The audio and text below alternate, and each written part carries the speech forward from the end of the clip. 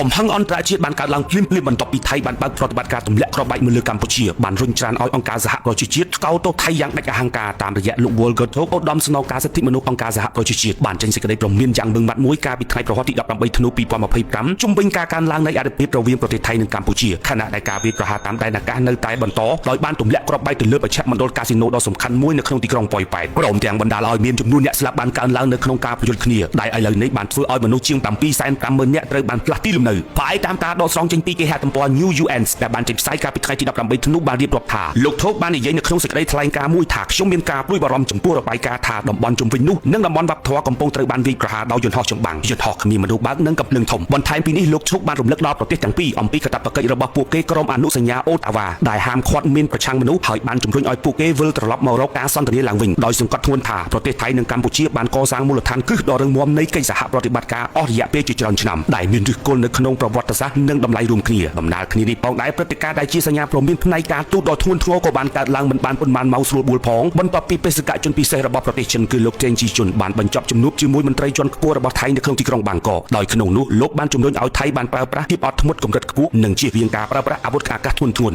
ហើយស្រាប់តែថៃបានបើកប្រតិបត្តិការទម្លាក់គ្រាប់បែក2គ្រាប់ទៅលើទីក្រុងប៉ោយប៉ែតដែលជាមជ្ឈមណ្ឌលកាស៊ីណូដ៏មមាញឹកមួយនៅតាមបណ្ដោយព្រំដែនកម្ពុជានៅថ្ងៃប្រហ័សទី18ធ្នូ2025ដោយប្រើយន្តហោះចម្បាំង F-16 ខណៈដែលប្រទេសថៃបានបន្តធ្វើការវាយលុកយោធាអស់រយៈពេលជាង12ថ្ងៃរបស់ខ្លួនឡើងវិញនេះផ្អែកតាមការដកស្រង់ចេញពីកាសែត Street Times ដែលបានផ្សាយកាលពីថ្ងៃទី18ធ្នូនៅក្នុងពិភពនយោបាយនិងយោធាការវាយប្រហារតាមដែនអាកាសភ្លាមៗបន្ទាប់ពីកិច្ចប្រជុំការទូតកម្រិតខ្ពស់បានបញ្ចប់ទៅមិនមែនជារឿងចៃដន្យនោះឡើយតែវាជាសញ្ញាព្រមានការទូតដ៏ខ្លាំងក្លានិងគ្រោះថ្នាក់បំផុតពីសំណាក់រដ្ឋាភិបាលលោកអនុទានទៅកាន់ភាគីដែលពាក់ព័ន្ធថាថៃមិនមែនជាកូនជញ្ជក់ឈាមរបស់ចិនថៃចង់ប្រាប់ចិនថាទោះបីជាចិនជាមហាអំណាចសេដ្ឋកិច្ចនិងជាមិត្តជិតស្និទ្ធក៏ចិនមិនអាចមកបញ្ជាឲ្យថៃបញ្ឈប់ការពីអធិបតេយ្យភាពតាមចិត្តចង់បានឡើយសញ្ញាព្រមាននេះគឺជាការទះកំភ្លៀងផ្នែកការទូតមួយទៅលើកិច្ចខិតខំប្រឹងប្រែងសម្របសម្រួលរបស់ចិនដោយបង្ហាញថាថៃនឹងជ្រើសរើសផ្លូវយោធាប្រសិនបើការចរចាមិនផ្ដល់ផលចំណេញឲ្យពួកគេបន្ថែមពីនេះថៃចង់រំលឹកដល់កម្ពុជាថាដរាបណាចំនួននៅតែបន្តថៃមានសមត្ថភាពវាយប្រហារពីលើមេឃបានគ្រប់ពេលវេលាសេណារីយ៉ូរបស់លោកអនុទាននេះហាក់បីដូចជាកំពុងប្រើប្រាស់យុទ្ធសាស្ត្រការទូតកណ្ដាប់ដៃដែកដើម្បីបង្ហាញថាថៃត្រៀមខ្លួនរួចជាស្រេចក្នុងការធ្វើសង្គ្រាមពេញទំហឹងប្រសិនបើគ្មានការដោះស្រាយតាមលក្ខខណ្ឌរបស់ពួកគេ